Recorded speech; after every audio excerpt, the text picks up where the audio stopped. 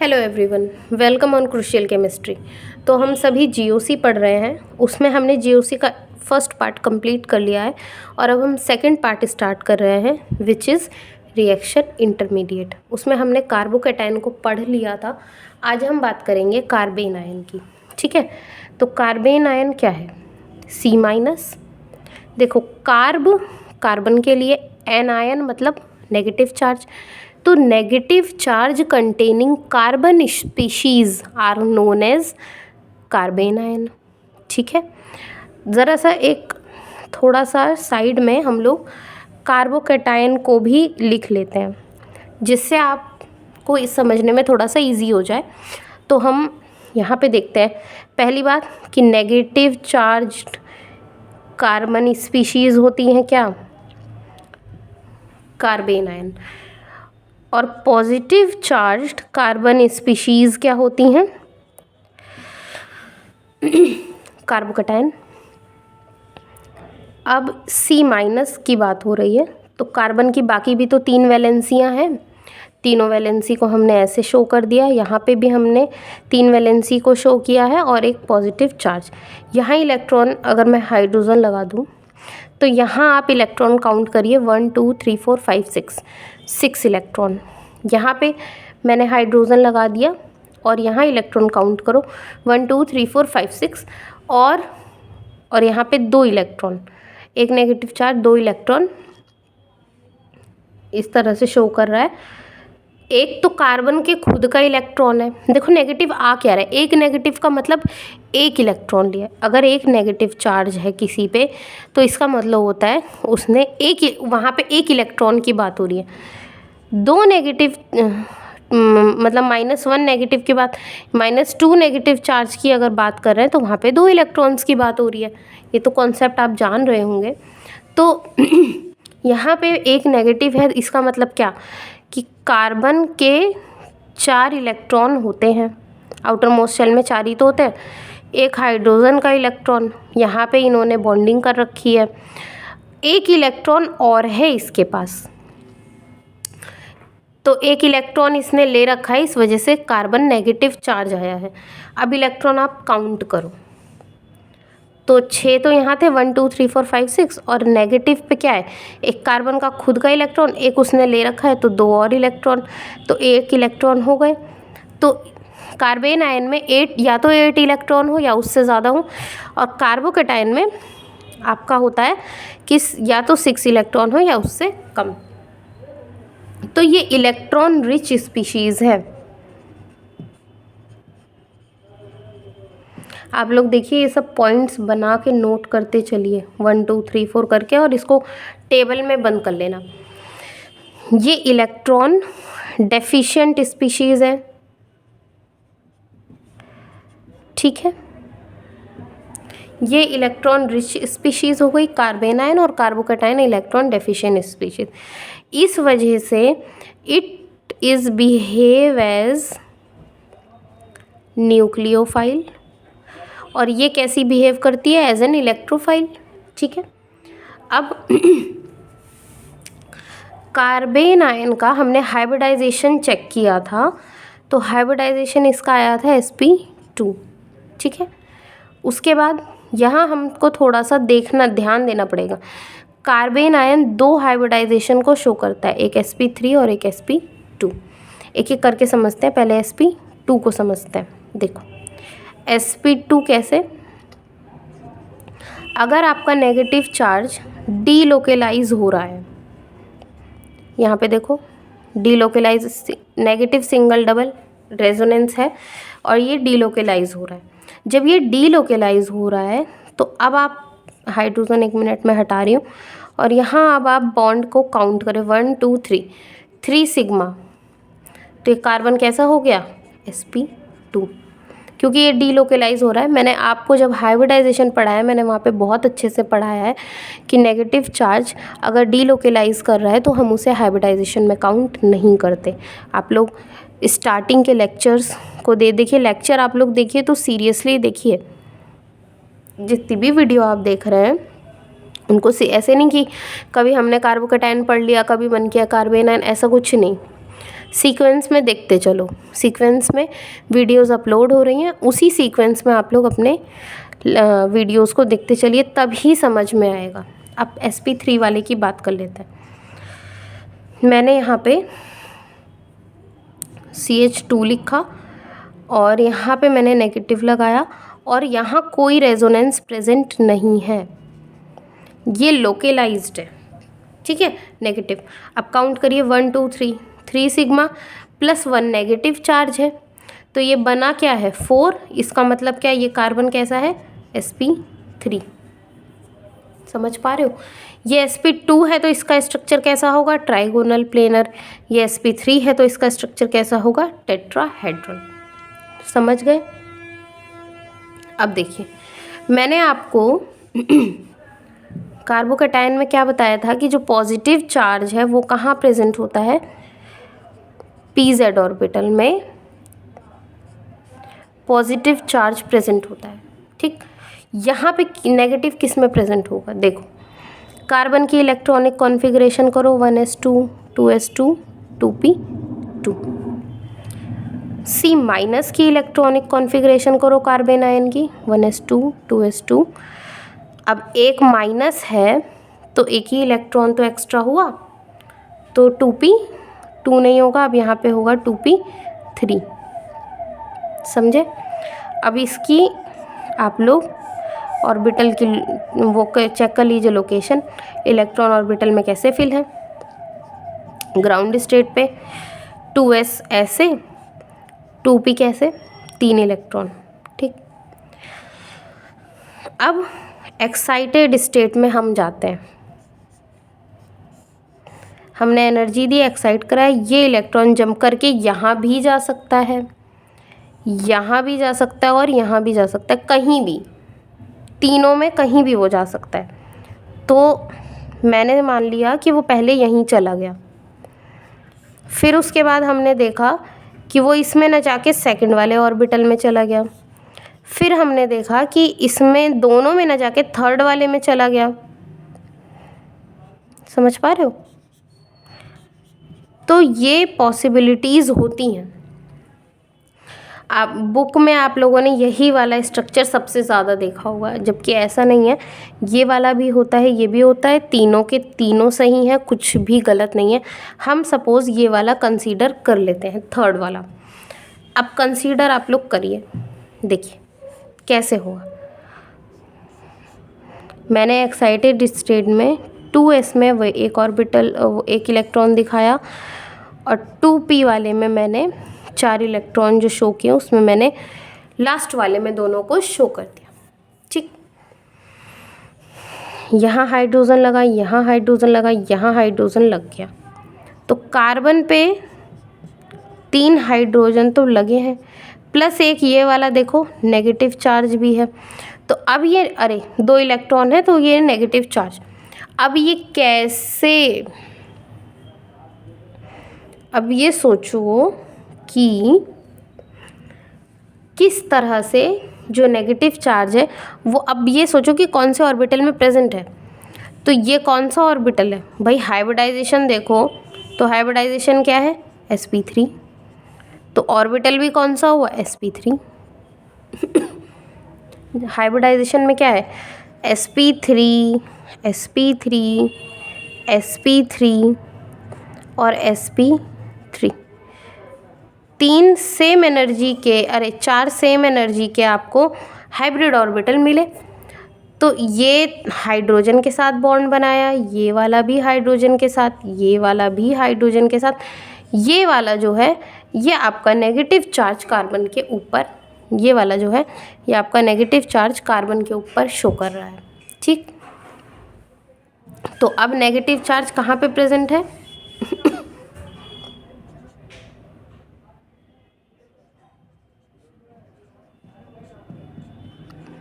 sp3 orbital में, समझ रहे। तो ये आपका एकदम बेसिक इंट्रोडक्शन हो गया।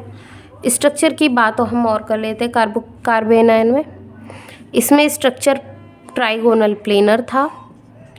कार्बोकैटायन में, कार्बन आयन में क्या होता है कि स्ट्रक्चर जो होता है वो टेट्राहेड्रल होता है, ज्योमेट्री।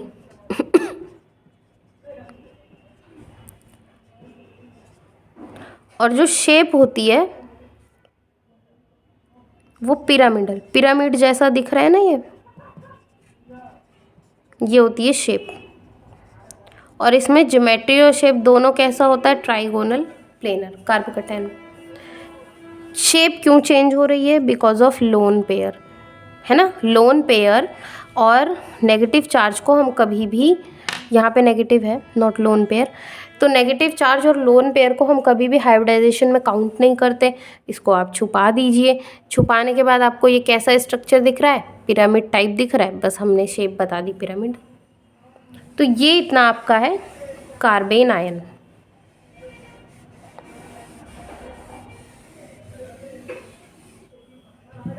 कुछ क्वेश्चंस कर लेते हैं आप कार्बेन आयन के, और उसके बाद इसको हम ख़त्म करते हैं। एक बात आप लोग ध्यान रखिएगा, मैंने कार्बोकैटायन की स्टेबिलिटी में आपको एक कॉन्सेप्ट बताया था, अरही, एक ऑर्डर मैंने आपको बताया था कि सबसे पहले एरोमेटिसिटी चेक करते हैं, फिर रेजोनेंस चेक करते हैं, फिर हाइपर कॉन्जुगेशन चेक करते हैं, फिर इंडक्टिव इफेक्ट चेक करते हैं, देन उसके बाद हम परसेंटेज एस कैरेक्टर पे को चेक करते हैं। किस लिए चेक किया जाता है भैया, स्टेबिलिटी के लिए, कि कार्बोकैटायन की स्टेबिलिटी क्या है। अब हम लोग क्या देख रहे हैं, स्टेबिलिटी ऑफ कार्बेन आयन। भाई C- की स्टेबिलिटी के लिए ये सब कुछ होता है, लेकिन कार्बेन आयन में हाइपर कॉन्जुगेशन नहीं होता। उसमें एरोमेटिसिटी भी होगी, रेजोनेंस होगा, उसमें इंडक्टिव होगा, परसेंटेज एस कैरेक्टर हम देख पाएंगे, बट हाइपर कॉन्जुगेशन हम नहीं देख सकते। तो इस वजह से कार्बेन आयन में आप लोग हाइपर कॉन्जुगेशन को कभी भी नहीं चेक करेंगे। जब भी कार्बेन आयन की स्टेबिलिटी की बात होगी तो यही वाला ऑर्डर फॉलो होगा, बस उसमें हाइपर कॉन्जुगेशन नहीं फॉलो होगा। ठीक, अब आ जाओ फटाफट क्वेश्चन पे। क्वेश्चन बहुत ज़रूरी, देखिए इंडक्टिव इफेक्ट, मेसोमेरिक इफेक्ट, अगर आपको सीरीज़ याद होगी तभी यहाँ पे आपका काम बन जाएगा। अगर आपने सीरीज़ नहीं याद की तो वीडियो अभी तुरंत स्टॉप करिए, जाइए पहले inductive effect, resonance effect, mesomeric effect, ये सारी चीज़ों को वापस से अच्छे से पढ़ के आइए और इनकी सीरीज़ भी अच्छे से याद करके आइए। तो हम लोग कुछ क्वेश्चंस को सॉल्व कर लेते हैं। देखिए, सब के सब कार्बेन आयन की ही मैं बात करूँगी।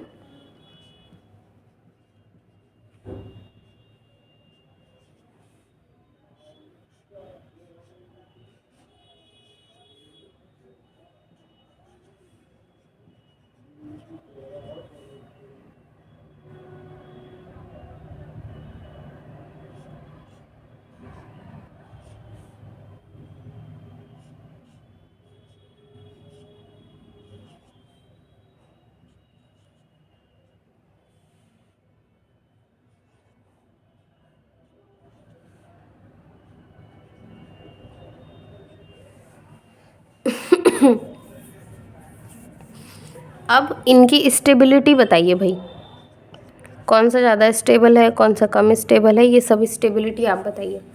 कैसे बताएंगे, देखो नेगेटिव चार्ज का मतलब क्या है यहाँ पे, कि यहाँ पे CH2 पे नेगेटिव चार्ज है। ठीक, तो यहाँ पे अब देखो इस पे ऑलरेडी इस कार्बन पे इलेक्ट्रॉन डेंसिटी ज़्यादा है, तो इसको स्टेबल होने के लिए क्या चाहिए भाई, स्टेबिलिटी की ही बात कर रही हूँ मैं, कि स्टेबिलिटी का ऑर्डर बताइए। तो स्टेबल होने के लिए इसको क्या चाहिए, कि कोई इसके ऊपर से इलेक्ट्रॉन डेंसिटी को कम कर दे, भाई यही तो चाहिए, इन सब से इलेक्ट्रॉन डेंसिटी को कम करे कोई। कम कैसे, देखो NO2 अगर मेसोमेरिक का ऑर्डर याद हो तो ये -m इफेक्ट को शो करता है। यहाँ पे आपका मेसोमेरिक या रेजोनेंस मेटा पोजीशन है, मेटा पोजीशन पे आपका मेसोमेरिक और रेजोनेंस काम नहीं करता, इसलिए यहाँ पे ये कैसा क्या शो करेगा, -I। नाइट्रोजन हाइड्रोजन NH2 क्या शो करता है, +M। मतलब इलेक्ट्रॉन डेंसिटी बढ़ा। तो देखो ये इलेक्ट्रॉन डेंसिटी बढ़ा रहा है और ये सारे खींच रहे हैं।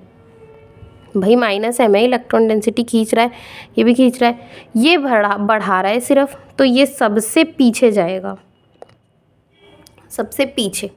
ठीक, उसके बाद क्या है, डी। समझ पा रहे हो क्यों? क्योंकि डी इलेक्ट्रॉन डेंसिटी ना बढ़ा रहा है ना घटा रहा है, तो इसलिए डी। अब इन दोनों में हमें चेक करना है कौन आगे आएगा। देखो ये इलेक्ट्रॉन खींच रहा है, ये भी खींच रहा है ये माइनस आई से खींच रहा है, ये माइनस एम से। अरही में क्या, अरही में मैंने क्या बोला था, अरही होता है। अरही में हाइपर कॉन्जुगेशन हमें देखना नहीं है, बचा आर। आर या फिर एम बोलो, एक ही बात है। इंडक्टिव से ज़्यादा स्ट्रॉन्ग मीज़ोमेरिक होता है, तो आपने ए को पहले देन बी। ये आपका स्टेबिलिटी का ऑर्डर हो गया। ठीक है, इस टाइप के क्वेश्चंस आपके एग्ज़ाम में आते हैं। समझ रहे हैं आप लोग? एक एग्ज़ाम्पल हम लोग और करते हैं, इसी टाइप का है बट वो काफ़ी इम्पोर्टेंट है।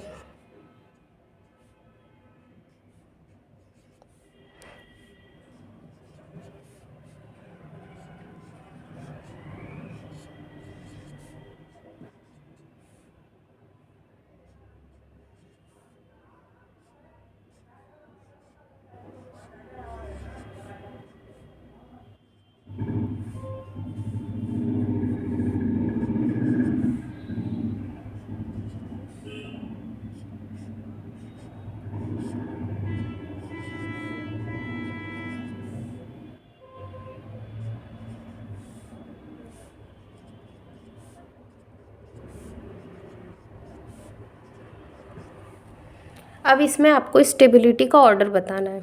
ठीक है, कैसे बताओगे? इस क्वेश्चन को सॉल्व करते हैं हम लोग अपनी जनरल केमिस्ट्री लगा के, बट इसमें एक कॉन्सेप्ट बहुत तगड़ा लगता है, इस वजह से हम इसको थोड़ा सा समझेंगे। इसका एक्चुअल आंसर क्या होगा वो भी देखेंगे, बट अभी हम लोग इसको पहले अभी तक जो हम जानते हैं उतनी नॉलेज से हम लोग इसको सॉल्व करने की कोशिश करते हैं। देखो फ्लोरीन क्या लगाएगा, माइनस आई। क्लोरीन भी माइनस आई लगाएगा।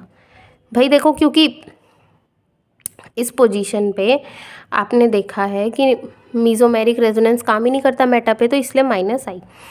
इलेक्ट्रोनेगेटिव एलिमेंट है, तो इलेक्ट्रॉन पुल करेंगे, ये सारे ही इलेक्ट्रॉन को खींचेंगे, बट ये सब इलेक्ट्रॉन को खींचने वाले हैं, लेकिन थोड़ा सा डिस्टेंस अलग अलग है। तो यहाँ पे ये कैसा क्या लगाएगा, माइनस एम, और यहाँ पे भी फ्लोरीन माइनस एम लगाएगा। अब हमारी जनरल नॉलेज अभी तक की जो हमने पढ़ा है वो क्या कहती है, इस क्वेश्चन से आप लोग एक नया कॉन्सेप्ट सीखेंगे, इसलिए बता रही हूँ कि माइनस एम वाले तो भैया सबसे ज़्यादा खींचते हैं। अरही को याद करो, अरही, हाइपर कॉन्जुगेशन काट दो, आई यहाँ है, आर यहाँ है, मीज़ोमेरिक जीत गया। तो हमें इतना पता है कि बी और डी तो पीछे आने वाले हैं और ए और सी आगे ही आएंगे। फ्लोरीन ज़्यादा, अब फ्लोरीन क्लोरीन से ज़्यादा इलेक्ट्रोनेगेटिव है, तो ये ज़्यादा अच्छे से इलेक्ट्रॉन खींचेगा। हमने कह दिया ए सी से ज़्यादा है। अब यहाँ पे बी और सी की बात करते हैं, अरे बी और डी की बात करते हैं। फ्लोरीन ज़्यादा इलेक्ट्रोनेगेटिव है, अच्छे से इलेक्ट्रॉन खींचेगा, और डी क्लोरीन कम इलेक्ट्रोनेगेटिव है, तो ये लास्ट में जाएगा। ये ऑर्डर हमारा अभी तक की अपनी बेसिक नॉलेज से आया है, बट ये गलत है। इसको लिखिए और इस पे एक बड़ा सा क्रॉस लगाइए। इसको लिखो और इस पे एक बड़ा सा क्रॉस लगाओ कि ये गलत है। ठीक, सही क्या है सही से पहले आप एक कॉन्सेप्ट को सीखिए, और इम्पॉर्टेंट है तो उसको एक साइड में अपने लिख लो पहले। ठीक है, रेजोनेंस की जब बात होती है और जब नो रेजोनेंस की बात होती है, ठीक है, जब रेजोनेंस प्रेजेंट होगा वहाँ पे क्लोरीन ज़्यादा इलेक्ट्रोनेगेटिव होगा फ्लोरीन से। ठीक, और अगर रेजोनेंस प्रेजेंट नहीं है, नो रेजोनेंस, वहाँ पे फ्लोरीन ज़्यादा इलेक्ट्रोनेगेटिव होगा क्लोरीन से। बहुत इम्पॉर्टेंट कॉन्सेप्ट है, इसको लिखिए, बॉक्स में डालो, चाहे हाईलाइट करो, जो भी करो, जो मर्जी वो करो, बट ये बहुत इम्पॉर्टेंट है। इसको एक अच्छे से बॉक्स में डालना और इसको 50 बार रिवाइज करना, डेली रिवाइज करना। जब रेजोनेंस देखो, नो रेजोनेंस का मतलब देखो, मैं एक सिंपल मेथड बताती हूँ। देखो, नो रेजोनेंस मतलब पीरियोडिक टेबल है, वहाँ एलिमेंट नॉर्मल प्रेजेंट है। नॉर्मली क्या होता है, फ्लोरीन क्लोरीन से ज़्यादा इलेक्ट्रोनेगेटिव होता है। देखो BCNOF, यहाँ पे नीन, और फ्लोरीन के नीचे फ्लोरीन क्लोरीन ब्रोमीन आयोडीन, यही सीरीज़ आपकी चलती है। तो साइज़ बढ़ेगा, इलेक्ट्रोनेगेटिविटी ऊपर से नीचे जाने पे कम होती है, तो फ्लोरीन आपका जनरली ज़्यादा इलेक्ट्रोनेगेटिव होता है क्लोरीन के, इतना हम सब जानते हैं। ठीक, तो ये नो रेजोनेंस का केस तो याद करने की ज़रूरत ही नहीं है, ये तो जनरल बात हो गई। भाई जनरल बात क्या है कि इलेक्ट्रोनेगेटिविटी फ्लोरीन की क्लोरीन से ज़्यादा होती है, बस जनरल बात है। अब लेकिन ये कब है, जब रेजोनेंस प्रेजेंट नहीं है। जब रेजोनेंस प्रेजेंट है, इसी का अपोजिट कर दो, तब क्लोरीन ज़्यादा इलेक्ट्रोनेगेटिव होगा। यही कॉन्सेप्ट यहाँ लगने वाला है। ठीक, कैसे, देखिए,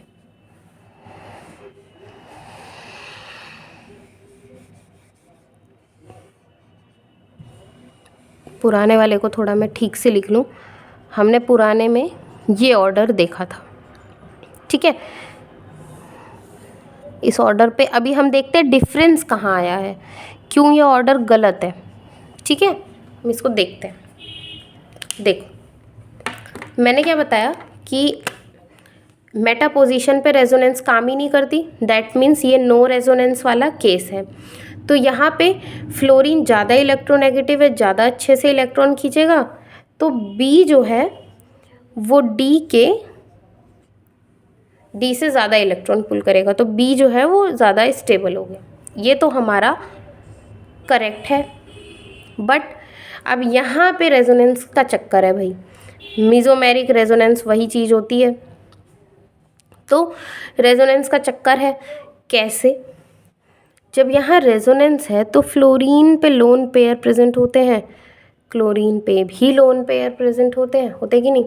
अब रेजोनेंस की बात हम करें तो रेजोनेंस वाले केस में क्लोरीन, देखो जनरली क्या होता है, फ्लोरीन ज़्यादा इलेक्ट्रोनेगेटिव होता है, तो फ्लोरीन ज़्यादा अच्छे से इलेक्ट्रॉन खींचेगा। हमने बी को पहले लगा दिया डी के। अब जब रेजोनेंस प्रेजेंट होता है तो क्लोरीन ज़्यादा इलेक्ट्रोनेगेटिव हो जाता है फ्लोरीन के, अभी हमने यही देखा था। तो यहाँ पे क्लोरीन जो है ज़्यादा इलेक्ट्रोनेगेटिव हो गया, तो ये सबसे ज़्यादा इलेक्ट्रॉन खींचेगा, तो सबसे ज़्यादा स्टेबल ये होगा, फिर उसके बाद ए आएगा और उसके बाद आपका है बी। ठीक, तो गड़बड़ी यहाँ हो गई है, देख रहे हैं आप लोग, यहाँ गड़बड़ी हुई। तो ये वाला जो हमारा ऑर्डर है, दिस इज़ करेक्ट और ये रॉन्ग। इसको लिखिए, इस पर बड़ा सा क्रॉस करिए, बगल में आप लोग लिखिए रेजोनेंस और नो रेजोनेंस वाली बात, इस तरह से शॉर्ट फॉर्म में उसको ब्रैकेट में डालिए, हाईलाइट करिए, कुछ भी करिए, बट ये क्वेश्चन बहुत इंपॉर्टेंट है और ये कॉन्सेप्ट भी बहुत इंपॉर्टेंट है। देखिए, मैं आपको कॉन्सेप्ट समझा रही हूँ, बट कुछ चीज़ें ऐसी होती हैं कि जब क्वेश्चन आता है तो ही समझ में आती हैं।